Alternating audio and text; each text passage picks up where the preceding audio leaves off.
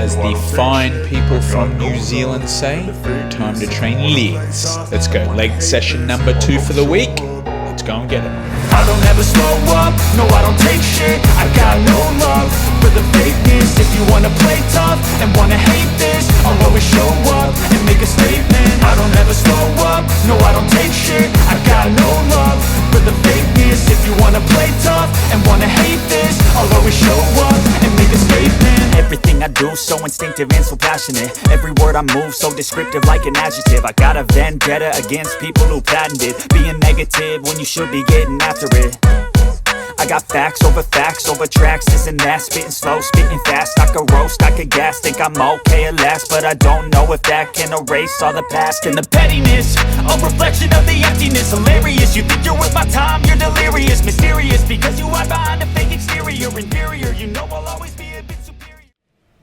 Hey guys, Coach Dan here. We have lower body session number 2 for the week. This is week 3 of a fat loss phase, workout number 5 of the week for who's keeping record. To say my motivation levels are high would be a lie, because they are not. But again, we just know we got to get in there. Once we get started, we get the blood flowing, the juices flowing, we'll start to feel better. So workout for the day, let's go through it. So it's a posterior dominant day, you would say. So we start off with a belt squat stiff-legged deadlift. Now that is a fantastic exercise for smashing the hamstrings and glutes versus doing it with free weight. You have a larger amount of stability.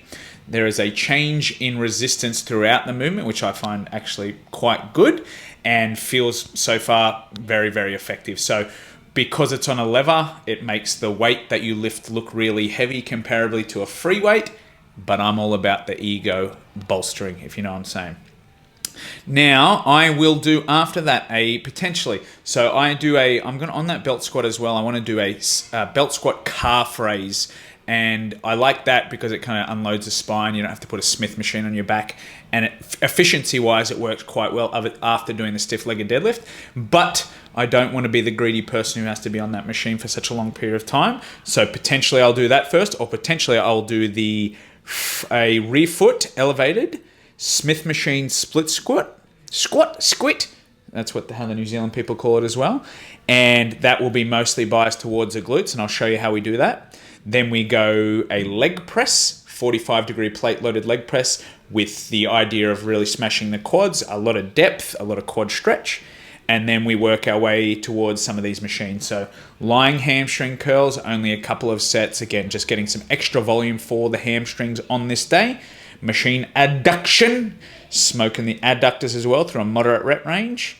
Yeah, potentially belt squat calf raise might go at the end, or potentially earlier on. We'll see how availability is. And then I finish off with a GHD sit-up, which is a cracker for the abdominals, using the GHD machine or device to kind of stretch out your abs over the top of. And I'll show you how we do that when we get out there. So that's the plan for the day. And again, motivation levels wouldn't say are super high.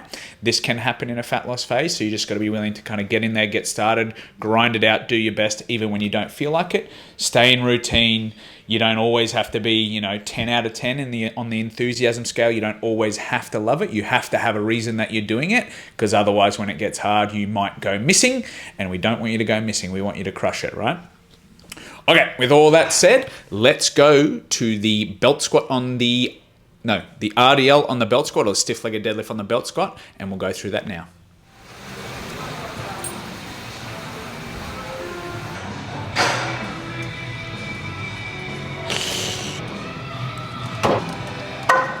Belt squat RDL. So the belt squat RDL, really good variation, and it allows us to do a stiff-legged deadlift or RDL with increased stability, which I was doing a stiff-legged deadlift with a straight bar prior to, and the fatigue was just massive. It was getting decently heavy, and the fatigue cost was just crushing me. So I decided to make a change over this, and the stimulus feels really great. So I get some soreness in my hamstrings, feels effective, feels like I can train hard safely and all that kind of stuff. So essentially, yeah, this belt squat variation is pretty good. It's on a hinge, some cable machine related. So what I'll do is I'll take one of these straight bars, like is used for like a rope, like a push down or a tricep push down or a cable curl or something like that. I've got my straps which I'll strap in, and this will just make it such that grip will be a non-issue and I can really focus on the muscles that I'm trying to target. And then I've got a clip on the end. And then I'll take that. So there's 3 notches to this particular belt squat. I've been going into the middle one, but again, there will be no reason any of the others are bad necessarily. That's just the one I've chosen. It puts me in a pretty good position. Hips nice and high like a standard stiff-legged deadlift. I've got a big hamstring stretch already. And then we stand. Hips back, stretch, stand. So far, that's been really good, so I'm going to keep doing it. I've got a progression in weight today, so that'll be cool. And yeah, let's get into it. Big leg day.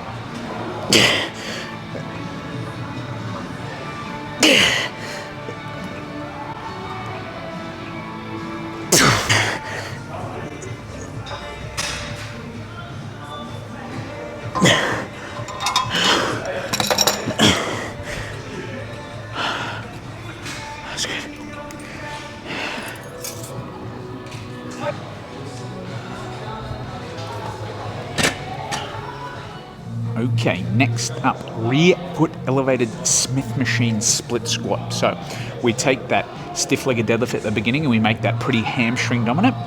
We use our glutes definitely in that one, but we're trying to make it really hamstringy. So I'm trying to feel a big stretch in the hamstring, trying to focus on the hamstrings, but obviously the glutes get love there. So we've done 3 sets there. Then on here, we're now going to make this glute dominant, but obviously we've got some knee flexion, like any split squat or lunging kind of movement. So the quads will get some love there. And then we'll move on to leg press where quads work and glutes will be, a sub worker or whatever you want to call it. Sub worker. I don't know. Anyway, so again, you've got glutes kind of chipping in along the way on all different movements, but this, we're trying to make it mostly about the glutes. So our technique is such that we do want to mainly bias towards the glutes, and I'll show you how I do that. So step number 1 is going to be to place the foot pretty much directly underneath the bar. Maybe slightly in front would be okay. So I like to line up directly underneath. So what that means is because the Smith machine goes directly down, it means the weight is going to be coming directly down from there. And then when we get into our split squat position, what that means is the weight will be coming down directly above the knee, right? And further away from the hip. Now, if we think about what that means, we call these moment arms, right? So if the force is coming down here, you can't see a side angle, but let's say the force is coming down here, this is the bar, and our knee is out in front. We call this angle a moment arm. Now, the closer that force is to the joint, the less torque that is required by that joint to essentially, straighten it or rotate it, essentially. So what we're trying to do is bring the force down directly above the knee, and then our hip back here is then further away, and that makes it a lot harder to extend the hip. And what extends the hip? Glutes. Now, I hope I've explained that well. I feel like I never really explained that very well, but that's kind of the idea. The further the force is away from the joint, the harder it makes to extend that joint, and therefore on the muscles that extend the joint. So technique-wise, foot directly under that for that reason, rear foot on the pad back here that I've already placed, bar on the shoulders, and then we're dipping down or coming down into our split squat. So what you'll notice about this as well is that by the time I get to the bottom, my chest is pretty much on my thigh. And what that means, alongside making the moment arm long for the hip, or long for this force compared to the hip, I also want a large stretch through the muscle that I'm trying to train. So that being the glute. The glute's job to extend the hip. So stretching the glute out is hip flexion. Alongside that, the knee doesn't get very flexed. So what that would then say is bring your pad or your bench up nice and high, so by the time you get to the bottom of the split squat, the chest is essentially on your thigh or leg for full glute stretch. So those are the two main things that I'm thinking about. Make it hard to extend the hip by taking the force away from the joint as much as you can. Obviously, you're not putting yourself in an injurious position or anything like that, but as much as you can safely, and then stretch that muscle out as far as possible, meaning, chest on your leg. If I wanted to make this about the quad, I'd take my leg back that way, get a lot of knee flexion and stretch, and then also get the joint away from the force. I hope I've explained that well. Probably not, but we shall see. Any questions? Post them below. Let's get it.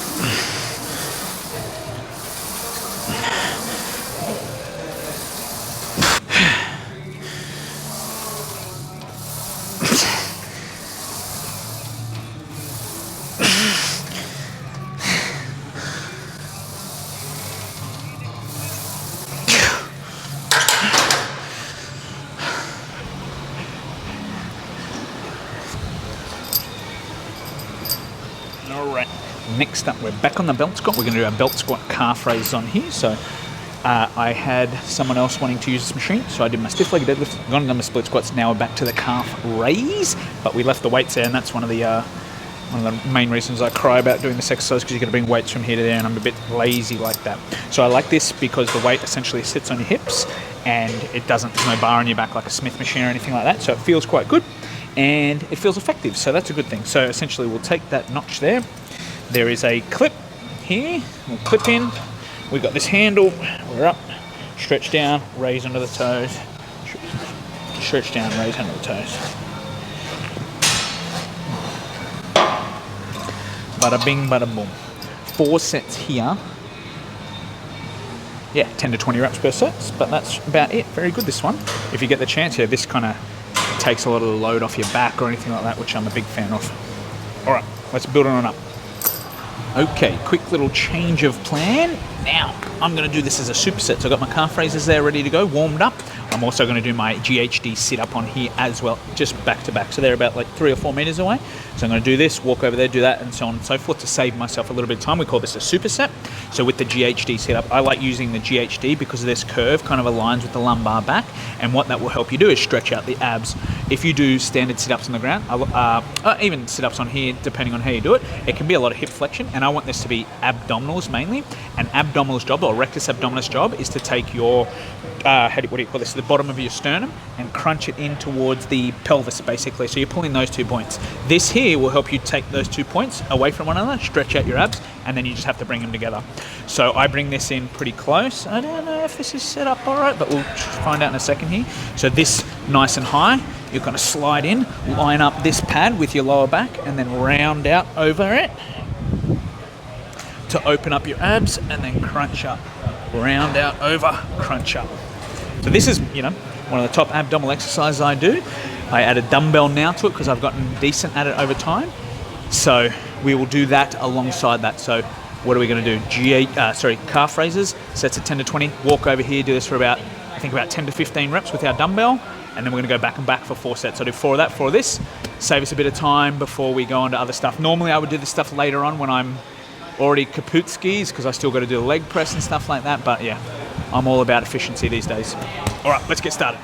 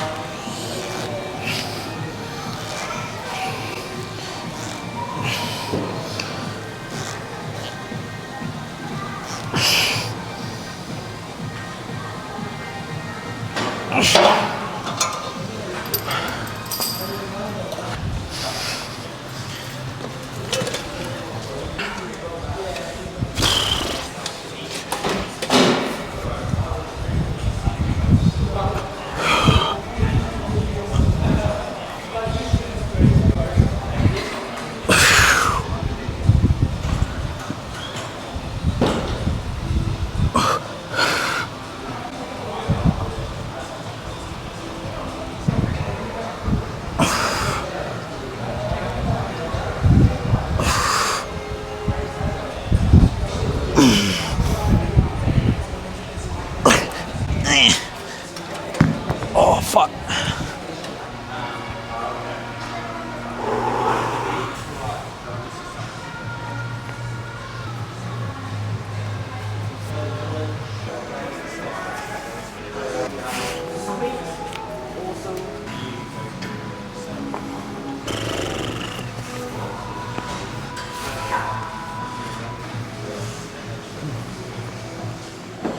Okay, leg press up next. So this on this day is a quad dominant leg press, and I'll show you how we make a leg press more quad dominant versus glute dominant. So firstly, I've got these yoga blocks here, which are going to push my hips up this way a little bit more, allowing a larger range of motion and more knee flexion, more knee stretch, so hopefully more stimulus. The back rest also goes all the way down. Now, when we leg press for our glutes, if we wanted to make this really glutey, it would be feet up high, which when you get to the bottom will allow for a lot of hip flexion and not full knee flexion. For a quad dominant leg press like I'm aiming for today, I'm going to go low on the platform here, toes slightly out, and I'm trying to get a whole bunch of knee flexion to make it really hard on my quads. I've also got the weightlifting shoes, or you see these using the Olympic weightlifting and stuff like that. They use it to kind of keep their torsos upright when they're doing their Olympic lifts. For me, I'm trying to get a lot of knee flexion to get a lot of quad stretch. So essentially what it will look like is I'll push up, handles in, control the down phase, feel the quad stretch out, gentle pause at the bottom, drive up nice and aggressively. So when you get a side angle here, you'll see lots of knee flexion. There's a whole bunch of hip flexion as well, which means glutes are going to be a contributor, but I'm trying to dominate this with my quads. Now, a consideration here, me doing those calves and abs before the leg press, is that, you know, motivation now I have to get rolled back up again because this is pretty tough. So something to consider going forward is the order of exercises here. So anyway, we get G'd up, we'll add our weight, we'll build up, and hopefully we can do a little better than last week.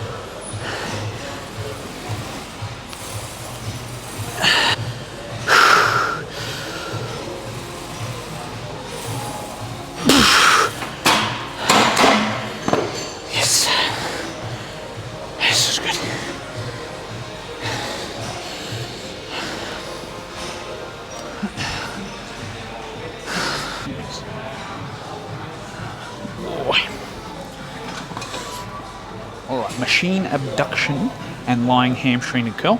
Sometimes I'll do this as a superset, but today, not certain because it's unavailable at the moment. So we'll start here and then see what happens as we get going here. So adduction is bringing the knees towards one another. This machine has two functions, one where you can push out, and the other, what we're doing today, where we push in. So the adduction or pulling in component kind of works the adductors, or a group of muscles kind of through the inner thigh or groin area, and the opposite, pushing out, kind of works your glutes. So for us today, we need a little bit of work to the adductors. So it's this variation for 2 sets. You've got this handle here, you take it out as wide as it can go. Well, as wide as you can go, should I say. I'm the second notch from the end, I always know that. Lean back helps stretch out those adductors a little more. drive the knees in towards one another. And essentially we should feel this kind of group of muscles pulling our leg in right up towards the groin through the inner thigh. All right, we do 2 sets here in a moderate rep range, so 10 to 15. I do this 2 days per week. On my other lower body day as well, I do it heavier, and this day I do it a little bit lighter. So today's a lighter for more reps. Both are fine in my eyes, as long as you try hard enough. That's the key, often just trying hard enough. By the end, not having too many reps in the tank. Okay, gotta check my weight, and then let's get going.